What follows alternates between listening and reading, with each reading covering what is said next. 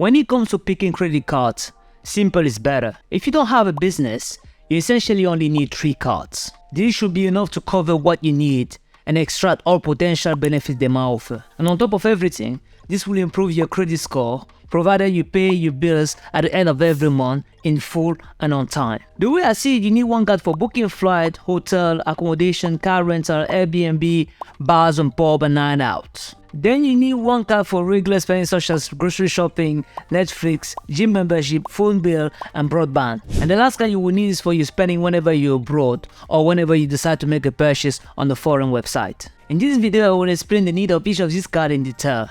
Without further ado, let's get started. I love the idea that every time I spend money I make money. Therefore, the card I use for my regular spending is a cashback card. My criteria for selecting a cashback credit card is simple. First, I stay away from cards that have annual fee on them, just because I don't want to be tracking if the overall benefit I'm getting is higher than the annual fee that I'm paying on the card. Remember, simple is better. So on the credit card that have annual fee on them tend to have a high interest rate, so that if you miss 1 payment, you're slapped with a high interest charge. Thirdly, they tend to have minimum amount that you need to spend in the first few months of getting the card to get the introductory benefit. This might lead you to overspend and not be able to repay the balance. Here's how a cashback credit card works. Every time you make a purchase, you get a percentage of your spending back to your account. For this reason, I use the Amex Platinum Cashback every day. You can find the link in the description below. This card has no annual fees. 5% cashback in the first 3 months up to £100, 0.5% cashback on yearly spending of £10,000, and 1% cashback on yearly spending over £10,000. The annual interest rate on this card at the time of shooting this video is 27.2%. But note, you don't have to pay any interest if you pay your balances every month and on time and in full. So the cashback is essentially free money. Now that we know what we're doing with the cashback card, the next card to look at is the travel card. This is the card that you use whenever you're spending abroad or you're making a purchase on a foreign website. So if you're based in the UK, your daily currency will be the pound. So every time you make a purchase to buy an item in dollar or in euro, you use this card. So here are the charges that you didn't know that you were incurring every time you spent abroad. Number 1, every time you purchase an item in foreign currency, your card network apply an exchange rate.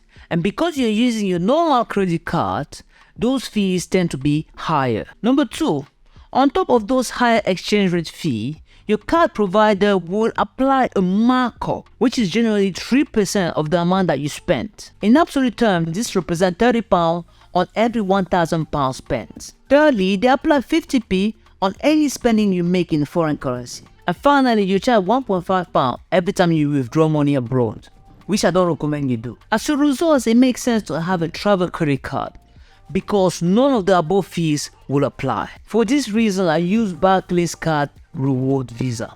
You can find the link in the description below. On top of not having to pay any of the fees mentioned above when using this card, you also get cashback every time you spend. The percentage on the cashback for this card is 0.25%. The annual interest rate on this card is 25.9%. Again, you don't need to pay any interest as long as you pay your balances every month in full and on time. For most people, the second largest expenses after rent or mortgage is travel. So if you can find ways of reducing that cost, you should do so. I personally use an airline credit card for that purpose. This will ensure that my next travel is cheaper or even free, depending on the amount of points that I've accumulated. So the way I go about maximizing the point on this card, because I don't travel often, is by putting other spending on it. So every spending that is in relation to either booking a flight or an accommodation or an Airbnb or a rental or going out for drinks with friends or colleagues, going out for night out, going out for restaurant, I will put on this card. For this purpose, I use British Airways Amex card.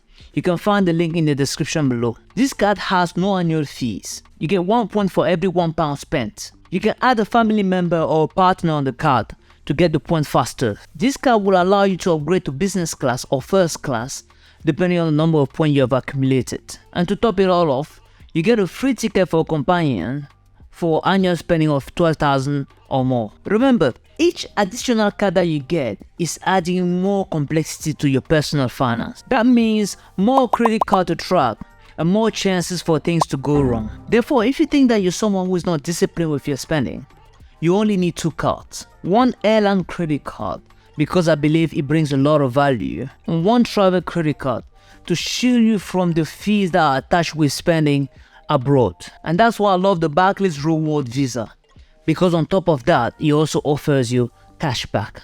It's just that it's not going to be as high as the Amex card I mentioned earlier at the beginning of the video. But hey, you can't have everything.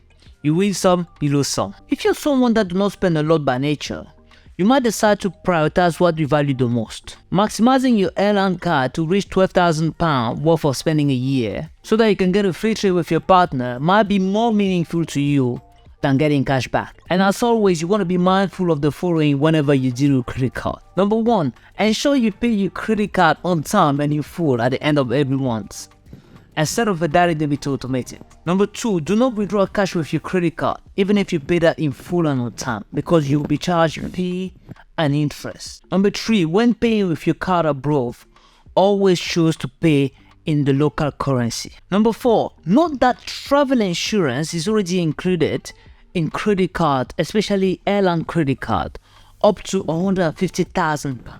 Number 5, you're not liable for any fraudulent activity that take place on your credit card. I showed an entire video that goes in this in more details. Thank you guys for watching.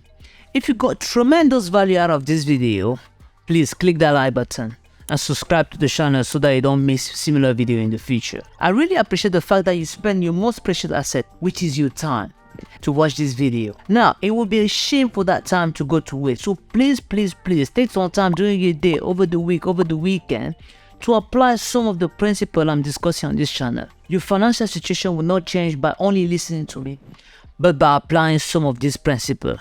Now, go take action.